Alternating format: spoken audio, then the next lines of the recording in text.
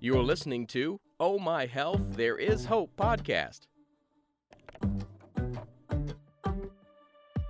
When your heart is aching and your world is shaking, don't give up. No, don't give up. Hello and welcome to Oh My Health, There Is Hope. I'm your host, Jana Short, and today we're here with Lucy Smith. Lucy runs a coaching program geared towards women and femme individuals who are seeking appreciation techniques and self-identity clarification. It's, you know what, I can't even say this name, Lucy. It's called Persephone's. Persephone. Persephone Jewels. Yeah, Persephone's jewels. She uses Greek goddesses as a vehicle for self-identification strategies supplemented with knowledge of tarot, astrology, and art. Lucy was inspired to create PJ after writing her book, The Dirt, an illustrated 100% uncensored memoir of a girl with mental illness. She published her own experiences, including when she voluntarily committed herself to a mental hospital. With the amazing feedback, she was encouraged to share more and guide others. The Dirt is currently available at several metaphysical bookstores around LA, and you can also find it on Amazon, and we are going to give you guys all the links. You can go get this incredible book. Lucy, thank you so much for being here. You're welcome. Thank you for having me. I love everything you were sharing before, but one of the things that we ask you to do when you come on is to share a story of hope. Yes. So if you want to do that, we would love to hear it. Absolutely. Let me grab my little lip gloss here. Lip balm. Got to have all your essentials nearby. That's true. I have coffee. That's my essential. Oh, yeah. Trust me. Oh, me too. Yes. Yeah. So my story of hope actually came when I was in the mental hospital. I had just threatened to take a bunch of my pills, just in a self-destructive way. And my parents laughed at me. And so that was when I said, okay, I need outside help. Like away from my family, who was completely unhelpful, verbally and emotionally, in some cases physically abusive. And there was a time in group therapy when we were passed out worksheets. And one of the worksheets was talking about gratitude. And it said, list a couple of things that you're grateful for, more or less. And I felt this overwhelming peace come over me, like, because I had never done that before. Like, if for my career and in school, it was always strive for more. You're never satisfied until you're rich with $1 zillion and you get married and you have a house and, kids and a car and all that, traditional, you've made it stuff. So I remember sitting there and I thought, the things I was grateful for, I thought, my friends, and I thought my talents, the fact that I'm here, my beauty, my self-worth, and the fact that I have a lot to teach people.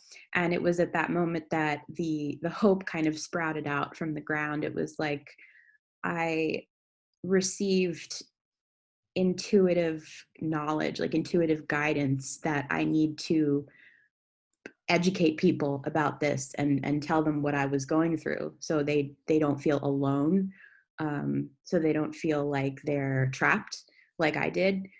Because what I did when I was trapped is I had to make my own hope. I had to, grab a invisible crowbar and just kind of like crack the ceiling by myself, because I knew that no one else could help me. I knew that I was kind of the only driving force. And so in that situation, I kind of gained hope that I could change other people's lives while, first changing my own.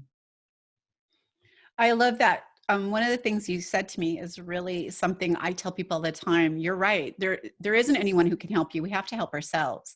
We have to start showing up for ourselves. We have to start helping ourselves and not depending on someone else to create that change in us. Yeah. So I love that you said that. Thanks. Yeah. So what are some of the things that you do now in how you're serving people that are helping them help themselves? Yeah, definitely. So in Persephone's Jewels, we go over 7 areas of your life as represented by 7 of the more well-known Greek goddesses. So you have Aphrodite, for example, Athena, and so on. So what we do is we kind of dissect which areas of your life are you willing to go in and explore a little more, and to be encouraged to be self-aware. So what are the things you're willing to work on? What are the things you're not willing to work on? And let's see if we can come to a point. Let's see if we can get you to a point where you're comfortable acknowledging your weaknesses and your kind of stopping points as opposed to your starting points. And let's kind of figure out why they're your stopping points and how we can get a little bit of divine inspiration to work around that. Well, one of the things that you have listed even here in your bio is that you use the knowledge of tarot and astrology Mhm. and art. So how do those sort of things all combine? Because still there's people who will say, oh, that's just woo-woo-y stuff. But I'm telling you, it's not. Like I was the woo-woo girl too. I'm like, 10 years ago, I would have been like, whatever, rolled my eyes, like, yay for you. But now, like, I not only see it happening, I can feel it. Like it's just, it makes this incredible movement in me and it brings me joy. And here's the weird thing, whenever I get a tarot reading, Mhm. they they I don't care what anyone says, your tarot readings are all positive. Like I never see negative in it. And they're like, well, you should watch cheer. I'm like, ooh, or I could, I always see the positive in it. So I Yeah. love all this. But how are you combining that in how you're helping people? Right. So the goddesses all have their corresponding tarot cards, or in some cases, more than one tarot card. And the same for the astrology signs, which I have on my little notebook. I love things like this. So the Venus ruled signs like Taurus and Libra, again, to show Aphrodite. Are you a Libra? I'm a Taurus. Oh, you're a Taurus. That's fantastic. Wow. Oh, you must have a lot of cool little trinkets around your house. Do I you like to do. collect things? Well, no, I'm not. I don't collect anything, actually. I'm not a tchotchke girl at all. I'm a Oh, minimalist. nice. That's definitely a sign of an evolved Taurus. A couple of my friends have Taurian tendencies where they'll just accumulate, and each little piece or knickknack has a story, and it's an emotional connection, and so they can't let it go. It's kind of like a predisposition to a hoarding type thing. Does that make a difference if you're a cusp? Because I'm born on the cusp of Of Aries. Aries and Taurus. Yeah, it could, for sure. It depends on the other planet's placement in your charts, of course. Degrees also matter. But I would say, yeah, the fact that you're on the cusp of Aries and Taurus shows that you are geared a little more towards the self and towards your own rejuvenation versus kind of wallowing is a very Taurian word, wallowing in kind of like the sensuality and the sights and the sounds and taking it all in. But you're more of a like, let's go, like I'm going to choose this because this is relevant to me, it's relevant to my mission and to my drive, here we go. Like we Girl, don't you need called each it. other. Yeah. You totally called it.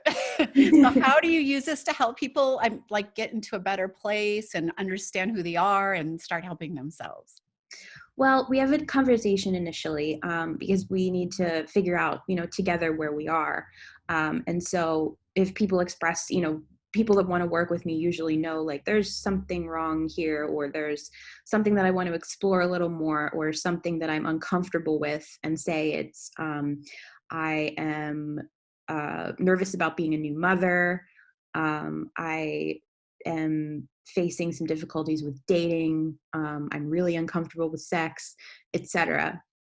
And so we would kind of psychoanalyze a little bit and peer in there and find out what exactly is bothering them and how they can overcome that. But also using creative experimentation so they don't feel like I'm saying, you have to do this. Like this one way is the way you're going to fix everything. That's where the goddesses come in. It's divine inspired. So depending on which archetype they feel most closely identified with, we can use that as kind of a language that they're more fluent in, that their soul can understand. So, for example, someone who's very girly, going with Aphrodite again for an example, because I think everybody knows who Aphrodite is. If you're very, girly and funny, you like to make people laugh, you would come up with ways to strategize around making moves with that in mind versus Athena, who would be very controlled, very, my way is the hot, like girl boss, woman in charge. Aphrodite's more of a, hey, let's go with the flow. Let's find the joy in everything. Everything with love, react with love, act with love, emote with love, and so on. So it depends on what people need exactly. I love that. So what other, like, because I'm thinking there's a lot of women listening there right now, like, what goddess am I? And I always thought that but I don't know all the goddesses because I only took the time to really learn one. And I felt like I fit in with the goddess of Venus. Like I just feel like that was me. Although I feel like I also take a little bit of everything. I'm kind of girly, but I'm very bossy, in charge. But what other goddesses do you think that they would relate to, so that they can all sit there and say, oh, I'm definitely an Athena today, and this is who I am? Yeah, there's the 7 that I work with are overwhelmingly the most popular. And there's actually a quiz that you can take. I believe it's linked on the landing page. And if not, I'll send you the link because I came up with it tiny bit recently. And what I noticed is there's a lot more women that identify with Artemis and Athena than I thought. I thought it would be littered with Aphrodite devotees, but no, it's very Artemis, Athena. And I think that speaks to the generation that's kind of coming up in the business world. We're self-starters, we're independent, we march to the beat of our own drum. We don't let outside influences dictate who we are and what we know and where we're going. So that, I think, is incredibly fascinating.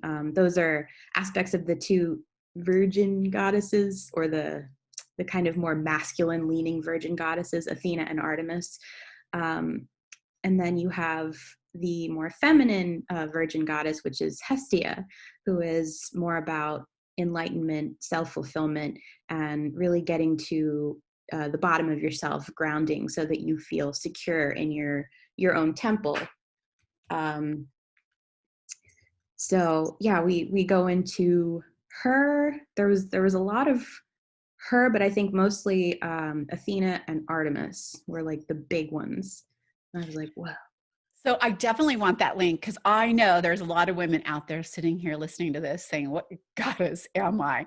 Yeah. And so I think that's so fun to relate to that. And it's weird when you do find out which one you are, it's like, wow, that really is me. Yeah, definitely. So And how can we use this to empower ourselves? yeah, so just a preface, we all have a little of all of the goddesses. But when we refer to which goddess am I, it's more often than not, who is the major player, like who is the main color in the color scheme of what makes you you. So in that regard, what was your question again? I was telling them that they could go to your website and get this, but once they identify with one, how do they use that to help them start thriving and start, getting in a better place and working on themselves? Okay. You play to your strengths. You find out what makes you you, and you find out what gives you joy and lights you up. And then you use those as your strengths, as your kind of anchoring points through which you move. So, for example, I'm a very artistic, comedy focused person. So I love the arts. That's my MO. I communicate through the arts. I create things. I help people by creating things. And that's one of the hallmarks of my personality. And that's kind of what motivates me. So it's going to be different for each person, depending on what their kind of MO is, like what lights them up, what lights you up, what keeps you going, what inspires you when you first get out of bed, what's the first thing you think of that you want to do. And going back to bed doesn't count because I know it's COVID and that's what a lot of people are thinking, you know, myself included sometimes, but we're trying to be productive here. We're trying to generate growth. So now I want to really narrow down your niche. I want to really speak to the people that you are attracted to, who come to you for help. And who is that person for you? For me, that person is kind of mystical leaning, creative and spiritual. And they could be a cis woman or feminine identifying. They could be a trans woman. They could be gender fluid. Anything where there's a natural kind of penchant for the feminine and the feminine divine. Someone who is open to experimentation, willing to engage in heavy conversation, deep conversation, and someone who wants to make a transformation within their soul, within their mental state, so that everything else kind of falls into alignment. I love that. And when I was reading your bio, and I've been doing this podcast for a year and a half now, Mm-hmm. and I have never read in a bio that says seeking appreciation techniques and self-identity clarification. Yeah. And what does that mean to you, like self-identity clarification? Because when I first read it, I'm like, is it for people who are gender confused, or like, what is that? Or is it that I'm living what my mom's life for me was, and I am not living what my life for me is, which, by the way, a lot of us are doing a little bit. Trust me, I know exactly what that's like. Yeah, so for me, the self-identity clarification means that you know exactly the things that light you up, and you're not second guessing yourself or saying, "Oh, well, I'm this," but in reality, you're that.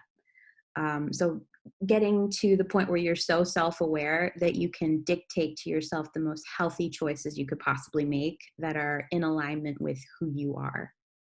You know, Lucy, it's funny that you say that, because I think younger people have the self-identity clarification, or I think they're a little bit harder to see that. But as you get older, because like I'm going to be turning 60 in a couple months, and as you get older, you're like, I don't care, I'm doing what I want. And if you don't want to do something, you're like, I'm not doing that. And it's not like you're not even worried anymore about what people think if you're doing it or you're not doing it. You're just like, nope, I'm not interested. And I don't know if that just comes with age, and we're just like, here's the thing, I wish I could talk to my younger self. I so wish I could talk to my younger self and just say, don't do it if you don't want to. Yes. Or Oh my you want to gosh. do that, nobody else does, go do it. Yeah. But I can't Exactly. do that. So you're the voice now for me to go out into the world and talk to the younger people and let them know what we learn as we get older. I don't want you to wait till you're 60 years old to be like not in your zone of joy because you didn't Exactly. think you could be there. Yes. Yes. 100,000%. And that is what I'm here to help facilitate, happiness, because I think people feel like happiness is hard to come by, and it's really not, because happiness starts from within yourself.